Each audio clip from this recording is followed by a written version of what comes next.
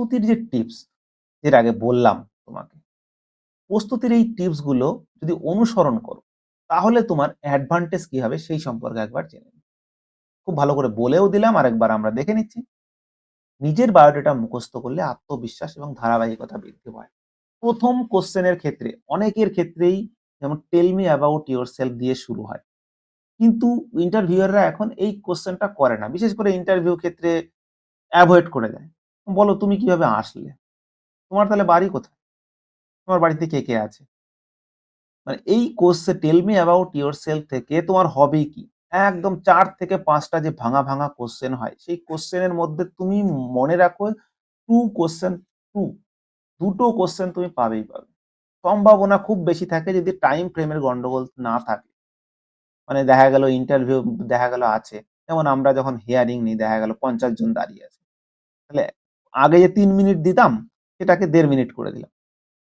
তো সেক্ষেত্রে এই জিনিসগুলো ঘটে থাকে। তো এইগুলো মানে ইন্টারভিউ বা যেকোনো এক্সামের ক্ষেত্রেই এটা মানে যেমন চলে সাধারণ ব্যাপার। তোমাকে এটা মানতে হবে। তো নিজের বায়োডাটা মুখস্থ করলে আত্মবিশ্বাস ধারাবাহিকতা বৃদ্ধি পায়। পরিচয় দিতে কোনো ভুল হয় না।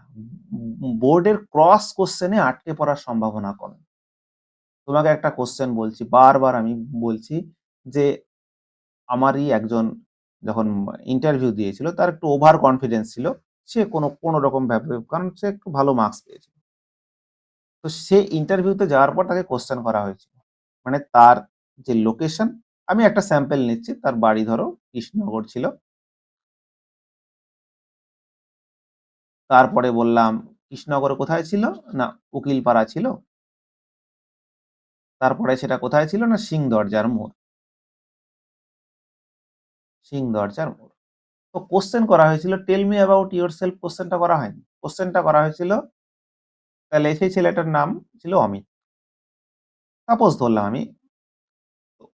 অমিত তুমি তাহলে কোথা থেকে এসছো? বলছে আমি নদিয়া থেকে এসছি স্যার। বলছে নদিয়া? নদিয়ার কোথা থেকে এসছো? বলছে কৃষ্ণনগর থেকে স্যার। বলছে কৃষ্ণনগর কোথা থেকে? বলছে উকিলপাড়া স্যার। উকিলপাড়ার কোথায়? বলছে সিংদরজার মোড়। তার মানে তুমি ভাবো তাকে এমন ভাবে কোশ্চেন করা, মানে সে এত বোকামির মতো অ্যান্সার দিয়েছে। এই কারণে বলা হয় যে দেখবে তোমরা ছোটবেলা গল্প পড়ে থাকবে, এক রাজা তার যে নাপিতকে পাঠালো যে ছাগল মানে ওই কুকুরের কটা বাচ্চা হয়েছে। সে একবার দৌড়ে দেখে আসলো ৫ টা বাচ্চা হয়েছে। এবার তখন বলল তাহলে কটা ছেলে হয়েছে, মানে কটা মেয়ে হয়েছে? আবার দৌড়ে গেল দেখার জন্য। আচ্ছা তারপরে দেখে আসলো, স্যার ৩ টে ছেলে ২ টো মেয়ে। তারপরে আবার কি করলো? বলল আচ্ছা তো কটা সাদা হয়েছে, কটা কালো হয়েছে? তা তো দেখে আসিনি। আবার দৌড়ে গেল। আচ্ছা তো কোনটা ছোপ, ছোপ আছে, কোনটা ছোপ, ছোপ নেই? আবার দৌড়ে গেল। ঠিক আছে? আচ্ছা কোনটা মানে কোনটা কত নম্বর আছে? মানে মানে কোনটার সাইজ কেমন আছে সেটা নিয়ে আবার দৌড়। কিন্তু যখন মন্ত্রীকে পাঠানো হচ্ছে, তখন যাচ্ছে, গিয়ে ০.৫ ঘন্টা টাইম নিচ্ছে, নিয়ে সব দেখে এসছে, সে ডিটেইল জিস্ট আকারে দিচ্ছে। তো দিস ইস দ্যা তোমাকে এই জিনিসটাই করতে হবে। তোমাকে খাপ, খাপ দিলে হবে না। এটাই প্রিপারেশন। এটা যদি তোমার হয়ে থাকে তাহলেই তুমি কিন্তু এই জিনিসটা করতে পারবে। খুব ইজি ব্যাপার। কিন্তু তোমাকে এটা খুব ধৈর্য সহকারে জানতে হবে। ঠিক আছে? তাহলে আর, আর কি আসছে? নিজের শিক্ষাগত যোগ্যতা, পরিবার, শখ ইত্যাদি সহজ নির্ভুলভাবে বলতে পারবেন। ফলে ১ম ১-২ মিনিটে যে স্ট্রং ইমপ্রেশন তৈরি হবে, সেইটা তোমাকে ৬ থেকে ৭ মিনিট টেনে দেবে। এটা কিন্তু ভেরি, ভেরি ইম্পোর্টেন্ট। এই কারণে বলা হয় ফার্স্ট এর যে কোয়েশ্চেন থাকে তোমার সম্পর্কে বলা, তোমার হবি সম্পর্কে, তোমার পড়াশোনা সম্পর্কে, তোমার শখ সম্পর্কে। ভেরি, ভেরি স্ট্রং এবং এর যে ধরনের কোয়েশ্চেন হতে পারে তুমি তাকে রেডি করে যাও। তুমি কিভাবে গেলে? তোমার বাড়ি কোথায়? তোমার হিস্ট্রিক্যাল প্লেস কি? একদম জেনুইনলি পড়তে হবে এবং ডিপলি। ঠিক আছে? ইন্টারভিউ ইস এ আর্ট। ঠিক আছে? এটা কিন্তু মাথায় রাখতে হবে যে এবং ইন্টারভিউটাকে তোমাকে কনভারসেশন আকারে দিতে হয়।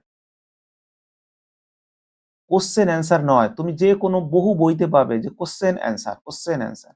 কিন্তু আমরা যখন তোমাদেরকে দেখাবো সেখানে কিন্তু এর পরবর্তী পার্ট গুলোতে যে ফলো আপ কোয়েশ্চেন কেমন হয়। ধরো তুমি একটা পেট্রোলিং এর সাথে গেলে। সেখানে গিয়ে দেখলে কেউ, কেউ দেখা গেল কোথাও ঢিল মারছে বা অ্যাটাক করছে। তুমি কি করবে? তুমি একটা অ্যান্সার দিলে। আচ্ছা যদি তারা তোমাকে অ্যাটাক করে তাহলে তুমি কি করবে? আচ্ছা যদি সেখানে আর কেউ না থাকে, পাবলিকরাও তোমার পুলিশের প্রতি ক্ষিপ্ত থাকে, তাহলে তুমি কি করবে? সেখানে দেখা গেল ওসি নেই, তুমিই সিনিয়র, তাহলে তুমি কি ডিসিশন নিয়ে তোমার সাবঅর্ডিনেটকে বাঁচিয়ে নিয়ে আসবে? এই ধরনের যে ফলো আপ কোয়েশ্চেন গুলো আমরা পরবর্তীতে কিন্তু আলোচনা করেছি। ঠিক আছে? ওকে? তো চলো নেক্সট আমরা দেখে নিচ্ছি মক ইন্টারভিউ এবং ভিডিও রেকর্ডিং করলে কি হয়? নিজের ভুলগুলো নিজেই ধরতে পারবে। কি ভুল হয় সেটা দেখতে পাবে। তো চোখে চোখ রেখে কথা বলা, eye contact very, very important. কণ্ঠস্বর, বসার ভঙ্গি এসবের উন্নতি হয়। ভয়, টেনশন কমে, প্রশ্নের গতি ও উত্তর দেওয়ার ফ্লো ঠিক হয়। দেখবে প্রশ্ন করে ধীরে সুস্থে আর অ্যান্সার দেয় খুব তাড়াতাড়ি। এটা বহু লোকের 30-40% লোকের এই সমস্যা আছে তোমাদের যারা অ্যাসপিরেন্ট। এইটা অনেকটাই সলভ হয়। তারপরে যে নিজের দুর্বলতা, পজ, দম নিয়ে হাই তুলে না, হ্যাঁ, তোমার সঙ্গে স্যার আমার নাম অমুক, আমার নাম অমুক, আমি এখান থেকে এসেছি। আর আমার নাম অমুক, আমার মানে পরপর করে চলতেই থাকে। এই জিনিসটা যেন না হয়। ঠিক আছে? তাহলে এক্সট্রা ওয়ার্ডস, হাসি, হাত নাড়া, এই জিনিসগুলো দেখা গেল তোমার হাত কাঁপছে। এই জিনিসটা তুমি অ্যান্সার বলছো আর হাত কাঁপছে। হাত মানে অনেকেরই হয় এই জিনিসটা। স্পষ্ট দেখা যায় এবং সেটাতে তোমার কি হবে? তুমি যে তাকে যে বিব্রত করে দিচ্ছ, যে ইন্টারভিউ নিচ্ছে। তো আসল ইন্টারভিউতে পারফরম্যান্স কিন্তু এইগুলো যদি ঠিক করতে পারো 30-40% ভালো হয়ে যায়। তাহলে তোমার ১ম এই 30% তুমি ঠিক করে নিচ্ছ তোমার সম্পর্কে বলে। এই জিনিসগুলো করে তুমি 30-40% ভালো করে নিচ্ছ। ঠিক আছে? তাহলে তোমার 60% 50-60% অটোমেটিক হয়ে যাচ্ছে। এরপরে পোশাক পরিপাটি ও মানসিক প্রস্তুতি রাখলে কি হয়? দেখো তোমার কাছে মনে হতে পারে যেকোনো সময় হাফহাতা একটা শার্ট পরে চলে গেলাম, কিছু পরে চলে গেলাম, কোনো অসুবিধা নেই। কিন্তু এই জিনিসটা করা যাবে না। টেকেন ফর গ্রান্টেড নেবে না। ইন্টারভিউ টেকেন ফর গ্রান্টেড নেওয়ার জিনিস নয়। স্থিরতা আসবে, স্টেবিলিটি। মানে তোমার কি হবে? এটা আন্ডার কনফিডেন্ট এ ভোগা যাকে বলা হয়। দেখবে একজন খুব পরিপাটি হয়ে এসছে। তুমি গেছো হাফ হাতা জামা পরে। বা তুমি যেখানে গেছো দেখা গেল বেল্টের কালার অন্য, শুয়ের কালার অন্য বা কিটো পরে চলে গেছো। অনেকেই যায় কিটো পরে।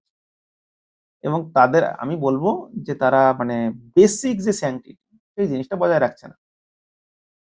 তো সেই জিনিসটা করা যাবে না। যদি তুমি এই জিনিসটা পোশাক পরিপাটি রাখো তাহলে কি হবে? শারীরিক অস্বস্তি থাকবে না। ফলে মাথা পরিষ্কার থাকবে। আন্ডার কনফিডেন্ট না থাকলে কি হবে? তোমার মধ্যে একটা মানে অন্যদিকে ফোকাস করার একটা জায়গা থাকে। আর ১ম এ ইমপ্রেশন চমৎকার হয়, যা পুলিশ ইন্টারভিউতে খুব গুরুত্বপূর্ণ। আর মানসিক প্রস্তুতি থাকলে কঠিন প্রশ্ন প্যানিক হয় না। Very, very important. বোর্ড মনে করে প্রার্থী দায়িত্বশীল, পরিপক্ক ও চাপ সহনশীল। ঠিক আছে? ইন্টারভিউ সম্পর্কে ছোট্ট একটি গুরুত্বপূর্ণ উপদেশ। ইন্টারভিউয়ে কি কোয়েশ্চেন আসবে কেউ জানে না। তুমিও জানো না।